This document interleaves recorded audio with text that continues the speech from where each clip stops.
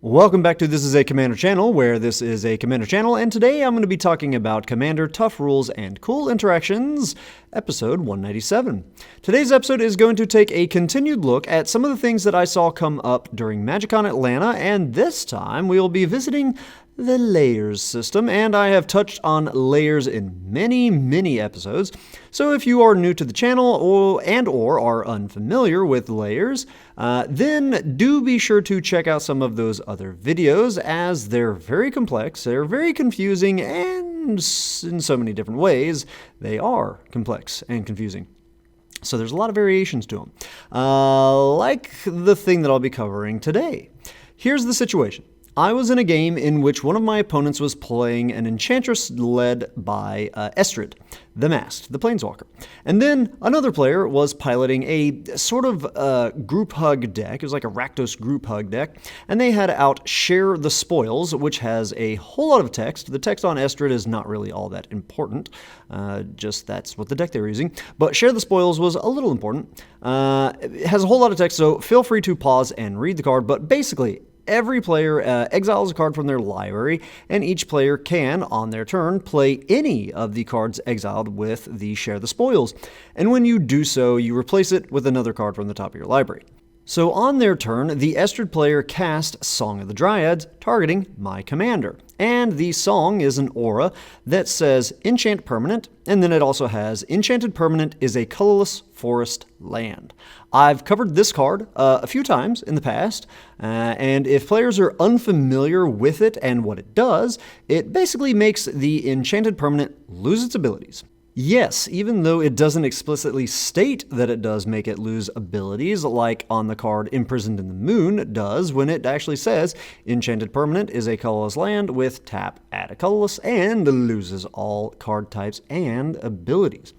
The reason for this is going to be posted on screen.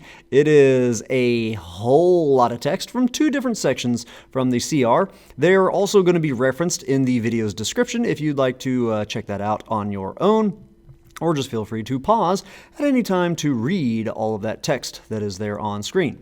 Okay, so moving on from that wall of text, they have turned my super cool commander into a forest that has no abilities now, and well, my entire deck was built around that commander and their effect. But I don't have any removal in hand to actually deal with that aura, or even to exile my own commander and send it to the command zone, or flicker it, or anything like that, to be able to like recast it or anything of the sort. But I have an out because of the Share the Spoil. So via the Share the Spoils, from my other opponent, the Estrid player had exiled a card called Copy Land, which is an enchantment that says you may have this enchantment enter as a copy of any land on the battlefield, except it's an enchantment in addition to its other types. And so I play that card and have it enter as my forested commander, to which my opponent is very confused when I then tell them that I'll be moving to the legend rule and choose my forested commander to go to the graveyard and then to the command zone as a state-based action. And now I'll have a backup for my commander with all of its abilities that I built the whole deck around. So the reason this works, the reason why I played a copy land that entered as a copy of my commander, which my commander isn't normally a land, that was a creature enchantment version of it now, and it did not have the land type or forest subtype, is because of the layer system. You can find the section for layers in the comprehensive rules under CR 613, which is titled Interaction of Continuous Effects, because that's what's technically going on here. Continuous effects that happen in the game, things like buffing the power of a creature, or changing the text or color of a card, to adding or removing abilities, all of these fit into one of these 7 categories, and they layer on top of each other, with the earliest layer applying first and each subsequent layer applying afterwards. If we look at the card Song of the Dryad, we can see that the only thing it changes to its enchanted permanent is the type and subtype of land and forest. And when we look at CR 613, we can see that that is layer 4, the type changing layer. Then we can look at the copy land and see that it is a copy effect, which is something that applies in layer 1. So because copy is before types in the layers, the effect from the copy land will apply first and make a copy of that object. In this case, my commander is that object, and it will see that commander as it is before any other effects, any other layers, any future layers can adjust that card in any way. So before it is turned into a forest land with no other abilities than to tap for a green mana. Then, after that copy land has entered as a copy of my commander and doing that whole thing in layer 1, but again with a slight modification to it, the copy effect that copy land does makes it so that it is also an enchantment in addition to its other types. We will continue down the list of layers, and the next effect that we care about is layer 4, when the song will make my original, the actual commander, become a forest land. But when that happens to it, when it becomes a forest land with no other abilities, it doesn't affect my copy land version, as that has already passed. We've already gone through layer 1. So any changes to that original card that it's copying in layers 2 through 7 do not affect the layer 1 copy. Then it is at this point that the state-based actions will be checked, and I'll choose to keep the copy land version around, which sends the OG forestified version to my graveyard, and it dying has no impact on the copy version. Even though the thing that it came in as a copy of has now gone to the graveyard, it still already came in as a copy of it. It was locked in at that point. It doesn't need to stick around for it to continue to be a copy.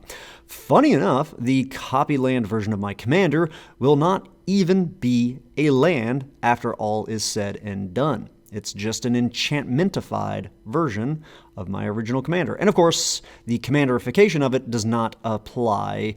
Things like commander damage will not be tracked from this version. But I don't really care about that. I just wanted the effects. So if your meta, if your LGSs that you go to, or LGS, sees a lot of cards like this Song of the Dryads that make your commander or other creatures, just other good creatures of yours, lose abilities. And because they're not just normal removal, they're not like instant sorcery-based kind of removal or activated ability removal that typically would send them to the graveyard, or at least a zone where you could then put them to the command zone for you to get back later. These can be pretty brutal. They just stay on them constantly, turn after turn after turn, until you find a way to deal with this. They just remove your commander from the game. And you can't even use something like Ephemerate on them, like when somebody puts a Darksteel Mutation or a Kenrith Transformation on them, you can't just flicker it so they come back without that ability shutting offing aura. So if that is the meta that you see, if that's the common type of stuff that you play against in your LGS, then try running cards like Copy Land. Some that I can think of off the top of my head are utility lands like Thespian Stage and Vesuva. These can go into any deck. Copy Land can only go into a deck with blue color identity, but these, being colorless lands, they can go into any deck, no matter the color identity. And they also don't have a bad floor either. If you just throw them in there, maybe an opponent plays a powerful land and your commander hasn't been landed, it hasn't been turned into a land yet, then you can at least get that powerful land as well.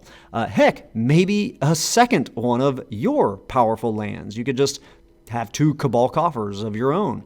Also, if you yourself run these mean cards like Song of the Dryad, then add these copy land effects to your deck. Just imagine your opponent playing some busted card like Avacyn, Angel of Hope, or Smothering Tithe, and then you turn it into a forest with that Song of the Dryad, and then you play the copy land effect, either the actual card, copy land, or you use Vesuva, or you use Thespian Stage, and now you get your own copy of it.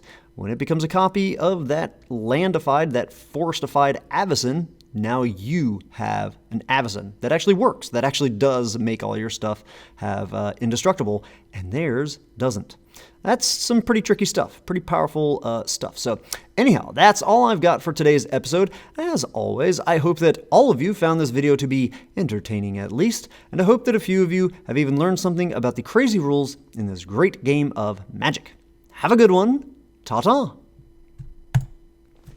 And for people sticking around, if you are new to the channel, I just picked up a lot of subscribers, partially because of MagicCon Atlanta, but also Judge Dave just... moving the microphone, it might make some noise there.